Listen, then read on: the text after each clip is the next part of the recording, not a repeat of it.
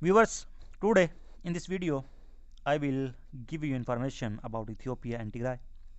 Viewers, in the eyes of the people of Tigray, there is a clear route to peace, but it will require tough decision, starting with a willingness to accede to the people's most essential demands. And the suffering of the people of Tigray and neighboring regions is well documented. This war is now strangling the region with what the United Nations calls a de facto blockage. A United Nations euphemism for a brutal siege that prevents food aid and medicine from getting to those people, including children who need it the most. And with 5.2 million out of 6 million people in desperate need of food aid, nearly 83% are food insecure, 40% are facing extreme lack of food, and 9 lakh live in a famine like situation. The death toll from this famine, used as a weapon of war, could exceed thousands, and banking and communication services have been shut down. Medicine and other medical supplies are scarce, even for patients needing critical care. Nor are Tigrayans outside Tigray spread Ethiopia state-led attacks. They face widespread discrimination, persistent threats, and mass incarceration, while some have been released from detention. Many, including former peacekeepers and military personnel, are still being held incommunicado.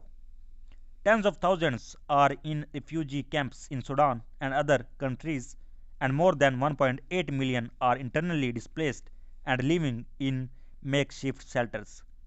Tigray wants, first and foremost, an immediate end to the siege. It wants humanitarian aid to reach the vulnerable people dealing with the horrors of this war. Public services such as transport, electricity, telecommunications, and banking, as well as deliveries of fuel and other items, are indispensable for survival. As a matter of urgency, authorities need to facilitate humanitarian access to the all areas of Tigray where there is a need to deliver humanitarian assistance. Mediation should begin now with a humanitarian commitment to a cessation of hostilities by all warring parties to save lives. And once the humanitarian blockage is resolved, attention can then return to the matter at the heart of the conflict. In the past few years, particularly the last 15 months, Tigrayans have confirmed that Ethiopian and Eritrean armies, as well as Amhara regional forces, are waging a genocidal war against communities demanding greater self rule. As the war began, the narrative that dominated foreign news outlets was Ethiopian Prime Minister Abiy Ahmed's claim that the war was declared in response to Tigrayan forces attacking a federal military post in Tigray on the night of 4th November 2020. West Tigrayan authorities, on the other hand, present it a preemptive, anticipatory self-defense to the military build-up that was reportedly going on around the state. While the trigger of the war remains a subject of much debate, the drums of the war were banging loudly 2.5 years earlier.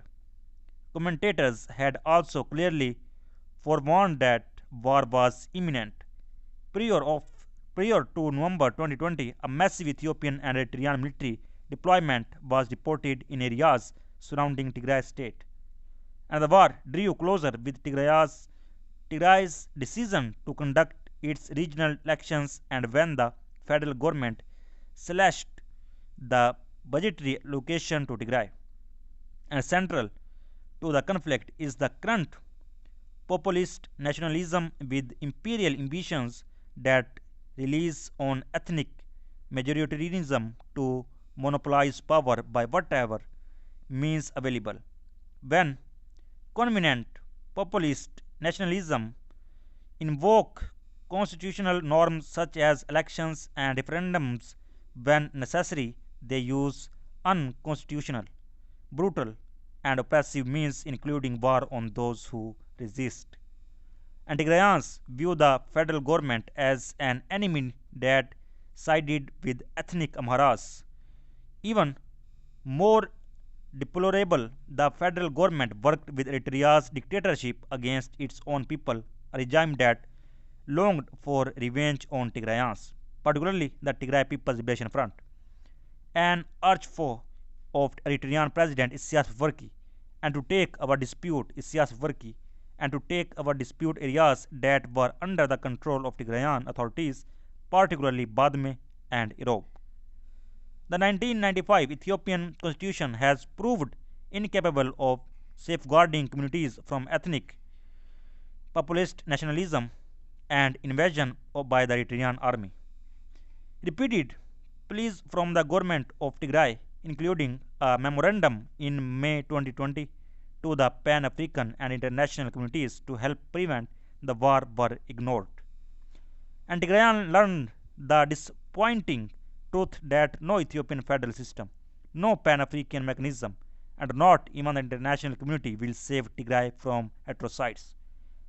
Its populace was left to fend for itself while dealing with the massive military, diplomatic, and economic wars imposed on it by both internal and external forces. And so the war on Tigray gave birth to a resistance that turned civilians into combatants. Many young Tigrayans rallied around the resistance and flocked to the battlefront to join the Tigray Defense Force. With the experienced military leadership and its tight command, control, and communication, the Tigray Defense Force came within 100 miles of the Ethiopian capital Addis Ababa. For Tigrayans, security is a survival issue, and the Tigray Defense Force is the sole guarantor of their security. Many Tigrayans believe the Tigray Defense Force halted the atrocities inflicted on them and will ensure they do not recur.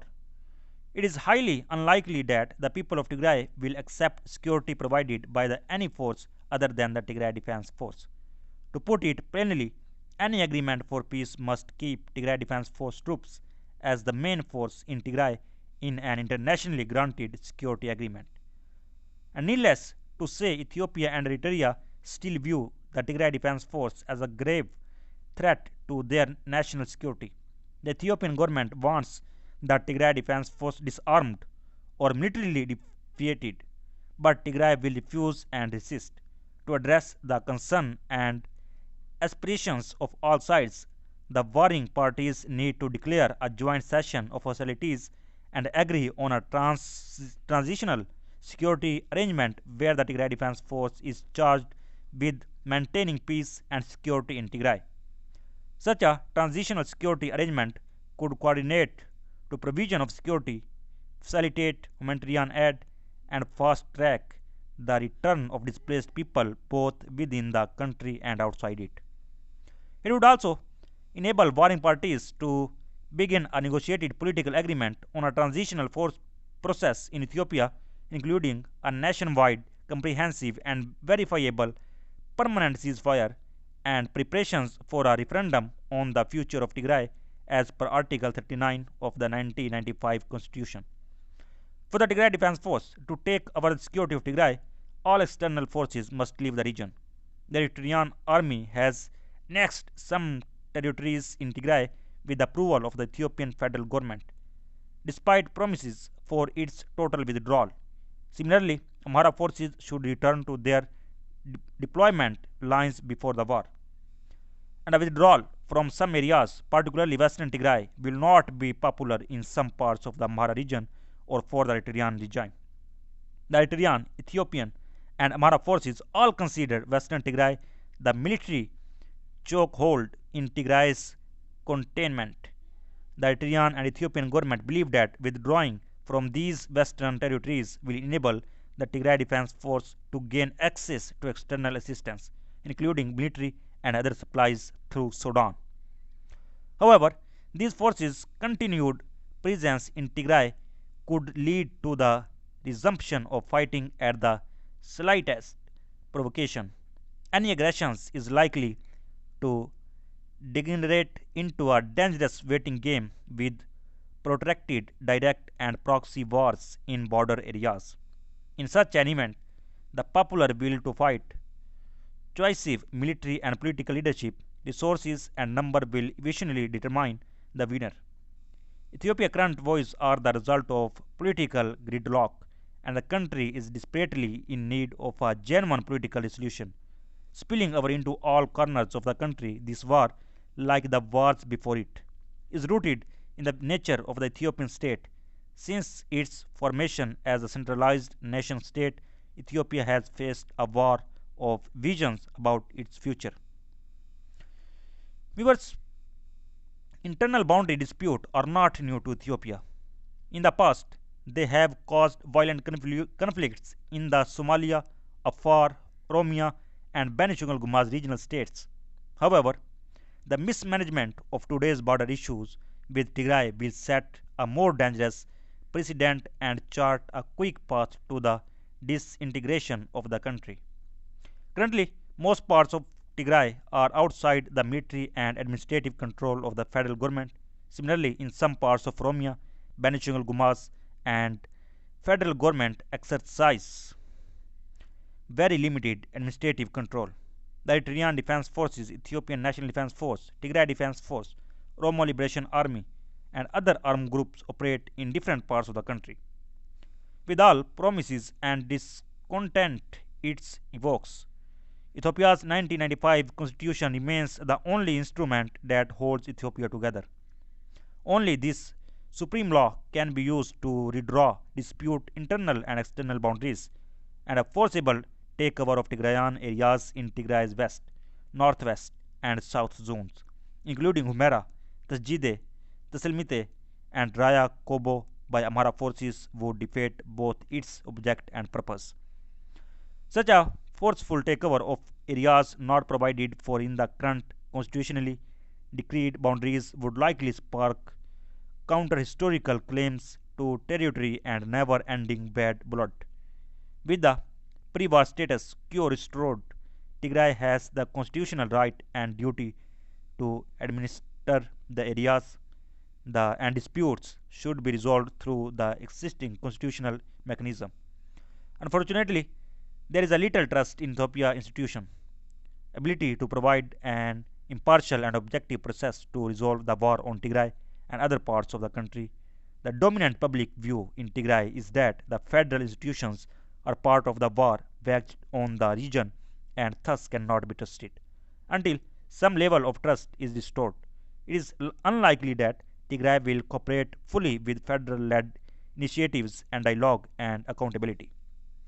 Victim-centered independent inquiries such as the United Nations International Commission of Human Rights, experts, and other legal mechanisms should be prioritized.